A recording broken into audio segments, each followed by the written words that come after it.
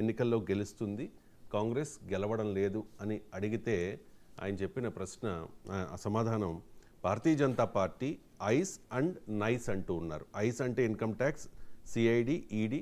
Nice అంటే narcotics, income tax, CBI, ED. వీటిని అడ్డు పెట్టుకుని భారతీయ జనతా పార్టీ ఎన్నికల్లో గెలుస్తుందన్న రేవంత్ రెడ్డి వ్యాఖ్యల మీద మీ కామెంట్.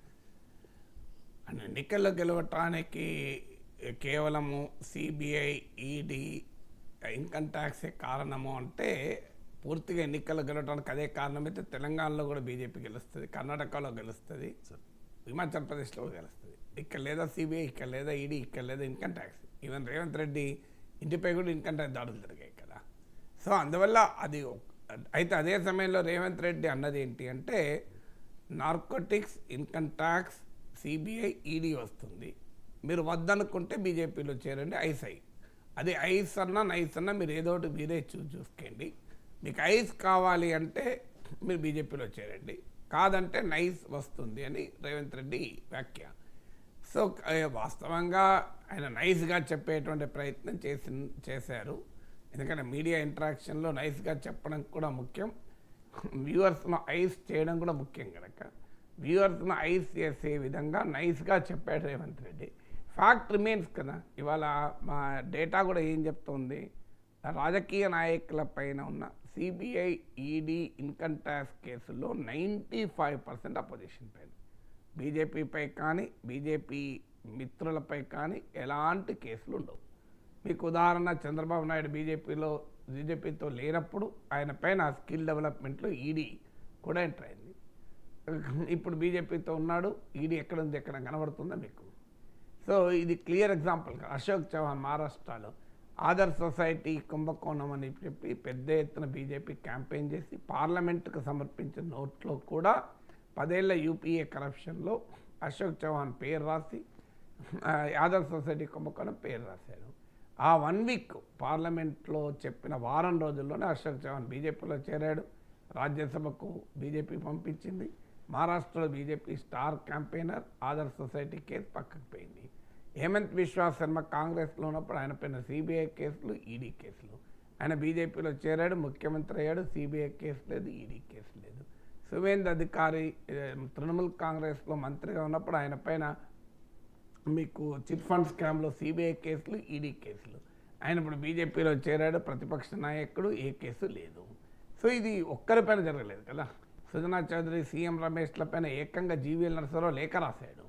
ఇప్పుడు వాళ్ళు ఎక్కడున్నారు, బీజేపీలో ఉన్నారు కదా. సో అందువల్ల ఇది ఒక్కచోట జరిగింది కాదు కదా, దేశమంతటా ఇదే ప్యాటర్న్ కదా.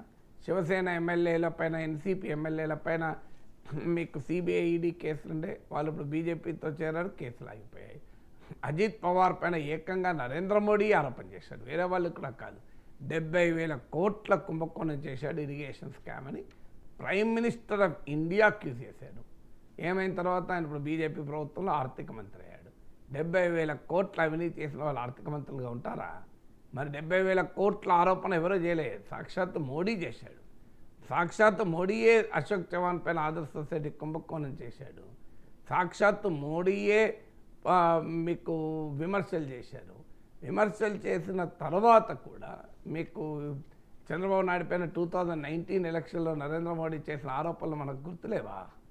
సో ఇలా పెద్ద ఎత్తున పోలవరం ఏటీఎంలు చేశారు, ఇట్లా అన్ని రకాల విమర్శలు చేస్తారు.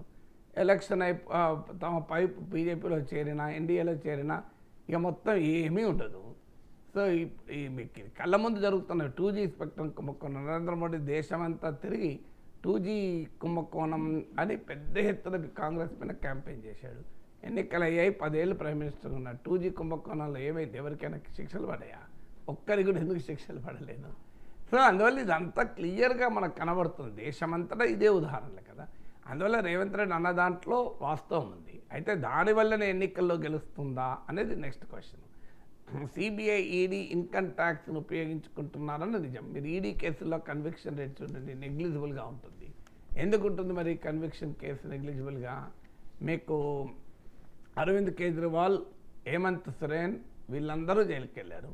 కేసీఆర్ 1,00,000 కోట్లు తిన్నారని బీజేపీ రోజు విమర్శిస్తుంది. కేసీఆర్ ప్రభుత్వం 10 ఏళ్ళ అధికారంలో ఉంది. ఒక్క కేసన్నా సెంట్రల్ గవర్నమెంట్ కేసు ఉందా కేసీఆర్ పైన? Not even a single case. ఎందుకు లేదు?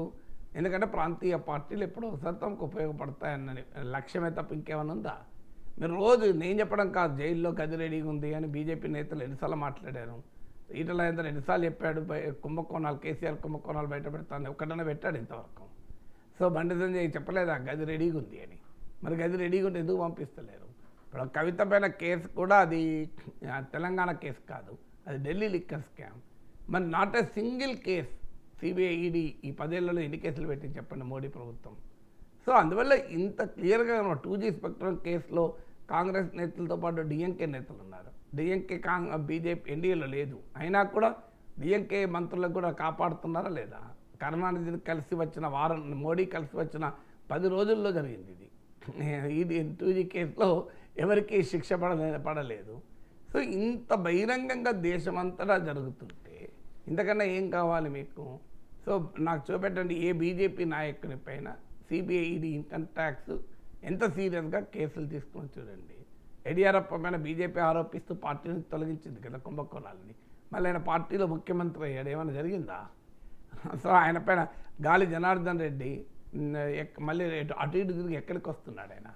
సో ఇవన్నీ మనకు కళ్ళ ముందు కనబడుతున్నటువంటి సంఘటనలు కదా. సో ఎవరైనా అవినీతి పరులు ఉంటే వాళ్ళు బీజేపీలో చేరుతున్నారు, మొత్తం మారిపోతుంది కదా. ముందు ED or Modi, choose anything. నువ్వు మోడీతో ఉంటే ఇబ్బంది లేదు, మోడీతో లేకపోతే ఈడీ వస్తుంది. ఈ దేశమంతటా జరుగుతున్న పరిణామాలే కదా. అందువల్ల రేవంత్ రెడ్డి అనడంలో ఆశ్చర్యం లేదు. అయితే దానివల్లనే బీజేపీ గెలుస్తుందా అన్న క్వశ్చన్ అడిగితే దానివల్లనే గెలవదు బీజేపీ. అలా అయితే అధికార పార్టీ ఎన్నడూ ఓడిపోకూడదు. గెలవటానికి బీజేపీకి ఉన్న అనేక ఫ్యాక్టర్స్ ఉన్నాయి. కాంగ్రెస్ ఎందుకు ఓడిపోతుంది, బీజేపీ ఎందుకు గెలుస్తుంది అంటే బీజేపీకి ఉన్న ఆర్గనైజేషనల్ స్ట్రెంగ్త్, బీజేపీకి ఉన్న పవర్ఫుల్ లీడర్షిప్, బీజేపీకి ఉన్న ఆర్ఎస్ఎస్ కాంటెక్స్ట్, బీజేపీ అనుసరిస్తున్న పొలిటికల్ పోలరైజేషన్, హిందూ ముస్లిం డివిజన్ తీసుకొచ్చి మెజారిటేరియన్ కన్సాలిడేషన్ చేయడం, బీజేపీకి ఉన్న కోర్స్ కరెక్షన్ ఎబిలిటీ, ఏమైనా తప్పులు జరిగినా వాటిని సరి చేసుకునేటువంటి సామర్థ్యము. సో బీజేపీ పాజిటివ్స్ బీజేపీకి ఉన్నాయి. అది కాంగ్రెస్ పార్టీ ఇప్పటికీ కూడా ఒక కోహరెంట్ పార్టీగా నాయకులు 10 మంది ఉంటే 12 గ్రూపులు ఉంటాయి ఇప్పటికీ. సో ఒకరు ఒకవైపు ఉంటే ఇంకోవైపు ఉంటారు. మీకు బీజేపీలో ఉన్న క్రమశిక్షణ కాంగ్రెస్లో ఉందా? బీజేపీకి ఒక సైద్ధాంతిక నిబద్ధత ఉంది. కాంగ్రెస్ పార్టీ ఏ సైద్ధాంతిక నిబద్ధత ఆధారంగా కాంగ్రెస్ పార్టీ ఒక బలమైన కోహెసివ్ పొలిటికల్ పార్టీగా ఉంది. ఇలా నరేంద్ర మోడీ, అమిత్ షాలకు ఉన్న వ్యూహరచనా శక్తి కాంగ్రెస్ నాయకత్వానికి ఉందా? అందువల్ల బీజేపీ గెలవడానికి అనేక పాజిటివ్ అంశాలు ఆ పార్టీకి ఉన్నాయి. అది కాంగ్రెస్ పార్టీ ఇప్పటికైనా అర్థం చేసుకోగలగాలి. ఎందుకు చేయలేకపోతున్నాం, సో ఎక్కడ ఫెయిల్ అవుతున్నాం, సో పార్టీని నిలబెట్టడంలో ఏ రకంగా ఫెయిల్ అవుతున్నాం అనేది ఆ పార్టీ ఆలోచించుకోవాల్సిన అవసరమైతే ఉంది. దాంతోపాటు డీలిమిటేషన్కు వ్యతిరేకంగా కూడా